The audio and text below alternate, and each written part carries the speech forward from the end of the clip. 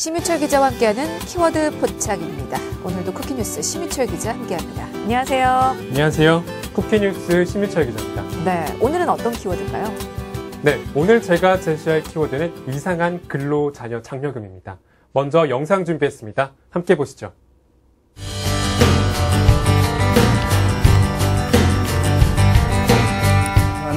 주택 등 신청 자격을 모두 충족하여야 하고 소득이 낮아 생활이 어려운 가정에 국가가 현금을 지급하는 제도인 근로자녀 장려금. 그 필요성은 공감하고 또 응원하지만 지나치게 까다로운 조건 탓에 과연 누구를 위한 제도인지 의문이 듭니다. 저소득층을 위한 근로자녀 장려금의 실태. 기획취재팀에서 취재했습니다. 네, 생활이 어려운 가정에 장려금을 지급한다라는 취지는 좋은데 문제는 이게 제대로 시행이 안 되고 있는 거군요. 오늘 이 내용 집중적으로 좀 살펴보도록 하겠습니다. 자, 먼저 이 자녀 장려금은 어떤 가정에서 받는 겁니까? 네, 지난해부터 도입된 자녀 장려금은요. 부부 합산 연간 총소득 4천만 원 미만이면서 18세 미만. 그러니까 2016년을 기준으로 1999년 1월 2일 이후로 태어난 자녀가 있는 가구에 자녀 한 명당 최대 50만 원을 지원해주는 제도입니다. 그러니까 조건이 18세 미만의 자녀가 있고 그리고 부부 합산 소득이 4천만 원 미만. 이거에만 해당이 되면 다 받을 수 있는 겁니까? 네, 그렇지 않습니다. 장려금을 신청하는 달인 3월 중에 국민기초생활보장법에 따른 생계급여를 받은 기초생활수급자는 지원 대상에서 제외됩니다. 거기서 생계급여의 액수는 중요하지 않은데요. 단돈 1,000원이라도 받은 기초생활수급 대상자는 자녀 장려금을 받지 못합니다. 그러니까 중복 지원이 안 되는 거잖아요. 그러면 자녀 장려금보다 적은 이 생계급여를 받은 가정은 너무나 억울할 것 같은데요? 네, 기초생활수급자의 입장에서 50만 원은 절대 작은 돈이 아닙니다. 그럼요. 현재 생계급여와 자녀 장려금 중 하나를 선택할 수 있다면 후자를 선택하겠다는 사람들이 많습니다. 그러게요. 자신보다 소득이 더 많이 버는 사람이 자녀 장려금까지도 받을 수 있게 될 수 있으니까요.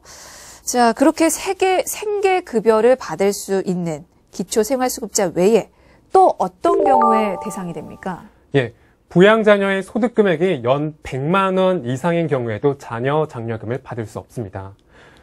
따라서 생활이 어려운 가정의 자녀가 아르바이트나 혹은 생계전선에 빠르게 뛰어들 경우 자녀 장려금 혜택은 받을 수가 없게 되는 겁니다.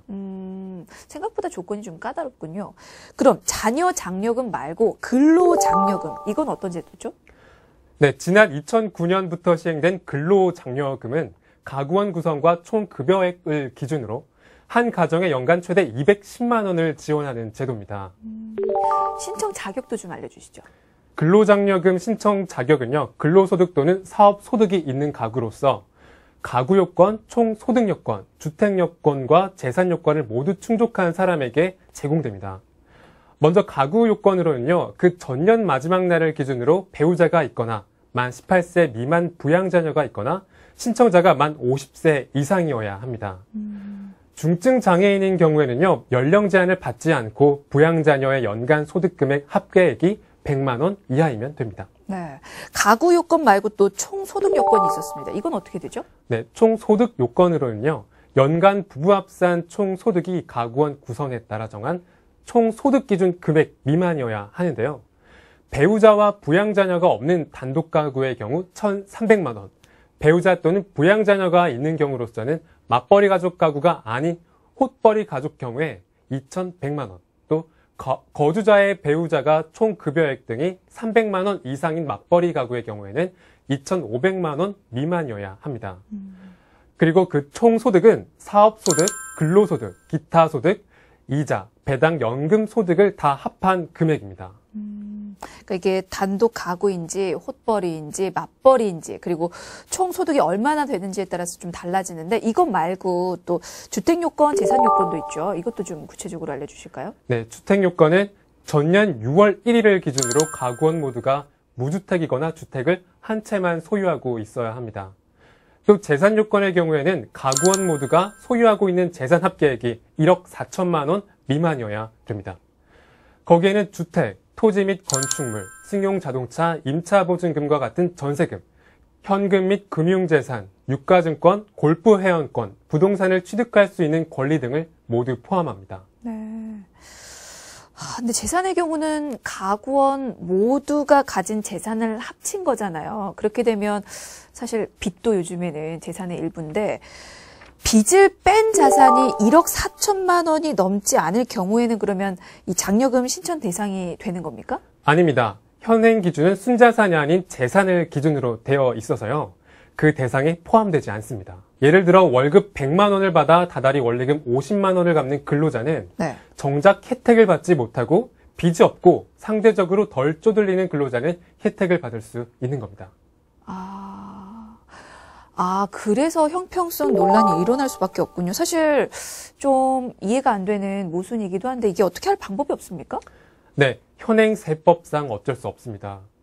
세법을 만든 기획재정부도 순자산을 기준으로 하는 게 합리적이라고는 인정을 하고 있는데요. 네. 지금의 행정력으로는 악용 사례를 막기 어려워서 기준을 고치기 어렵다고 말하고 있습니다. 네. 재산에서 빚을 빼주게 되면 개인 간의 사채도 인정해줘야 하는데 이를 일일이 확인하기 어렵다는 겁니다. 또 장려금 신청 시점에 은행에서 일시적으로 대출을 받고 그 혜택을 받은 다음에 다시 갚는 그런 모럴 해저드 현상이 생길 수도 있다는 겁니다. 네.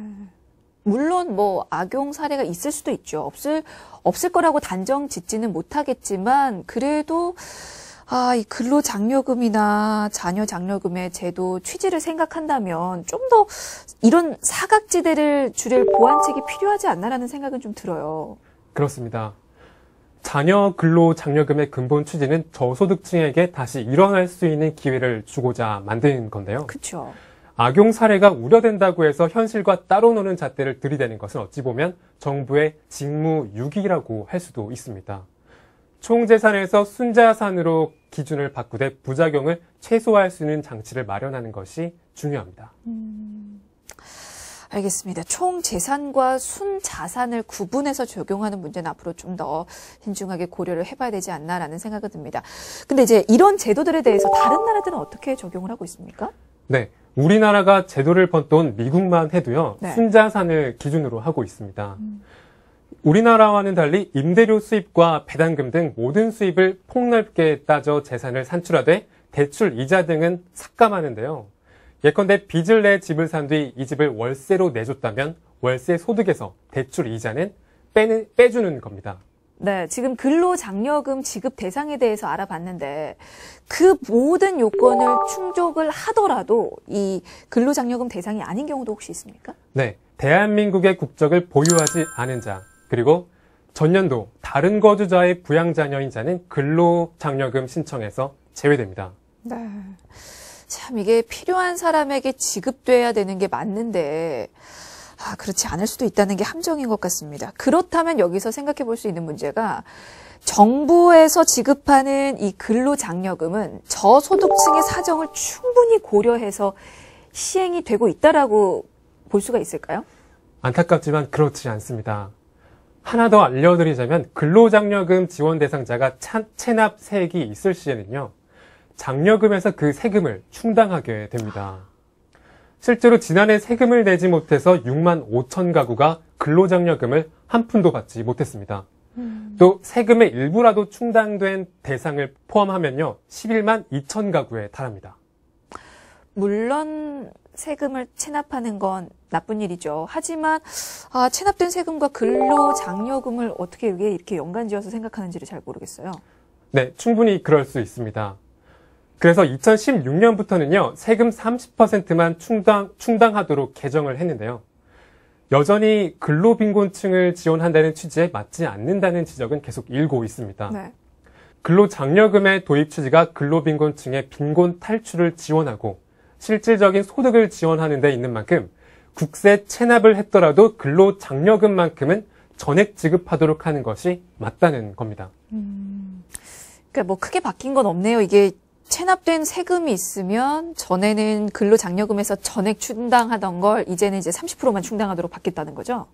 예, 국세청은 대상자의 사정을 고려해서 규제를 충분히 완화한 상태라고 밝혔습니다. 하지만 앞서 얘기한 것처럼 근로를 장려하자는 목적에서 근로장려금을 지급하는 것인 만큼 그걸 세금으로 충당하는 것은 적절하지 않습니다. 실제로 선진국에서는요, 근로장려금 대상자의 경우 사정에 따라 세금을 유예시켜주기도 합니다. 당장 세금을 받아가면 대상자의 생계에 지장이 있을 수 있기 때문인데요. 소득이 일정 수준 이하면 세금을 유예토록 하는 기준을 좀 더 높여야 합니다. 네, 정말 융통성이 없다라는 생각은 좀 듭니다. 이게 꼭 필요한 사람들에게 혜택이 돌아가는 게 맞는데도 불구하고 말이죠. 자, 그렇다면 근로장려금, 자녀장려금의 필요성, 취지 목적이 어디에 있는가 다시 한번 생각해 봐야 될 때가 아닌가라는 생각도 드네요. 자, 키워드 포착 오늘은 여기까지 듣도록 하겠습니다. 지금까지 쿠키뉴스 심희철 기자였습니다. 고맙습니다. 감사합니다.